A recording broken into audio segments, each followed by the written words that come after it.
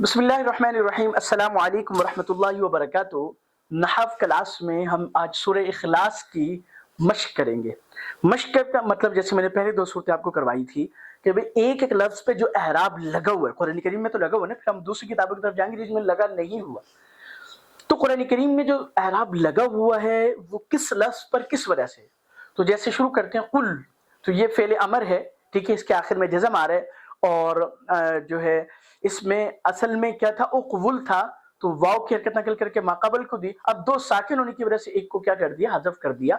اصل اگر پڑھا جائے تو اقول ہونا چاہیے تھا، جیسے انصر۔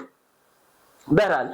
تو قل جو امر ہے اور امر مبنی ہوتا ہے، لہذا اعراب کا محل نہیں ہے۔ ہوا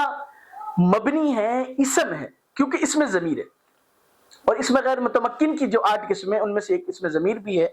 اور اس میں غیر متمکن کی 8 قسمیں تمام کی تمام کیا ہوتی ہیں، مبنی ہوتی۔ لیکن میں نے عرض کیا تھا کہ نحو میں ہم نے جب کسی مبنی کو ہم دیکھتے ہیں تو ہم اس میں اعراب کی بحث اس طرح کرتے ہیں کہ یہ محلن مرفوع ہے، محلن منصوب ہے، یا محلن مجرور ہے، ٹھیک ہے۔ اور اس کا مطلب یہ ہوتا ہے کہ اگر اس کی جگہ پہ کوئی اسم معرب ہوتا تو اس پر حرف جر آتا، ٹھیک ہے، یعنی اس پر کسرہ آتا، اس پر رفع آتا، اس پر نصب آتا۔ تو هو اللہ میں ہوا یہاں پہ چونکہ مبتدا بن رہا ہے تو یہ محلن مرفوع ہے، یعنی اگر اس کی جگہ پہ کسی اسم کو رکھ دیا جائے جو کہ معرب اور اعراب کو قبول کرے تو اس پر رفع آئے گا۔ اللہ ہوا، اللہ، اللہ یہ بھی دوبارہ مبنی ہے، تو یہ کیا ہے، مبنی ہونے مبتدا ہے، اور اس مفرد منصرف صحیح ہے، اور تنوین اس وجہ سے نہیں آ رہی کہ لفظ جو الف لام آ رہا ہے، ٹھیک ہے، اور جو ہے 16 قسموں میں سے ایک کیا ہے، اس مفرد منصرف صحیح یا حالت رفیع میں، اس لیے اس پر کیا آ رہا ہے، رفع آ رہا ہے۔ اچھا احد یہ خبر ہے،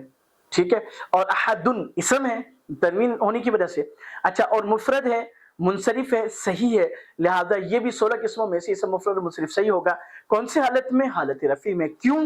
کیونکہ یہ خبر بن رہا ہے، مرفوعات میں سے خبر بن رہا ہے۔ تو حالت رفیع میں جب ہم کسی کو حالت رفیع میں کہیں گے تو ہم نے یہ بتانا ہوگا کہ اس میں حالت رفیع کیوں آ رہی ہے۔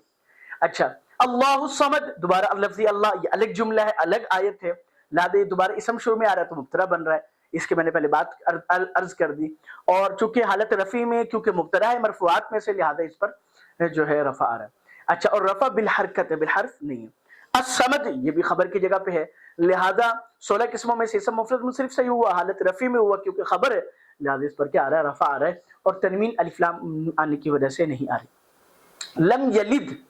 ٹھیک ہے، لم کی وجہ سے یلد فعل مضارع ہے، حالت جزمی میں ہے، اور اسم مفرد صحیح مجرد الضمیر بارز ہے، ٹھیک ہے، مفرد صحیح مجرد الضمیر بارز ہے، لہذا اس کی حالت جزمی سکون کے ساتھ آ رہی ہے، لم یلد سکون آ رہا ہے۔ اس طرح ولم یولد،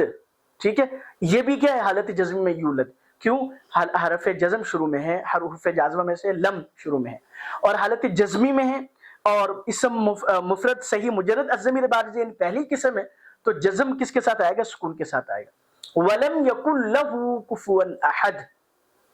کفوا احد،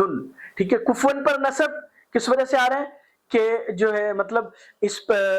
یعنی یکن کی کیا بنے گی، خبر بنے گی، ٹھیک ہے، اور احد یہ یکن کے کیا بن رہے ہیں، یعنی مطلب اسم بن رہا ہے، ٹھیک ہے، اور ولم یکن لہ کفوا احد، تو ان پر اب دیکھیں جی یکن کفوا یہ کیا ہے، کفوا چونکہ یہ اس مفرد صحیح مجرد اسم مفرد منصرف صحیح ہے، کیونکہ اسم مفرد قائم مقام صحیح ہوتا ہے کہ واو یا ہو لیکن ساکن ہو، اس سے پہلے ساکن ہو، ٹھیک ہے، تو وہ کیا ہوگا، مفرد صحیح مجرد الضمیر، یعنی اسم مفرد قائم مقام صحیح ہوگا، ورنہ اسم مفرد منصرف صحیح ہی ہوگا، ٹھیک ہو گیا۔ تو یہ میں نے مختصر سے آپ کو کروا دیا، آگے انشاءاللہ 10 صورتیں کر کے پھر ہم آگے چلیں گے۔ اللہ پاک مجھے اور آپ کو صحیح سمجھ نصیب فرمائے۔ السلام علیکم ورحمۃ اللہ وبرکاتہ۔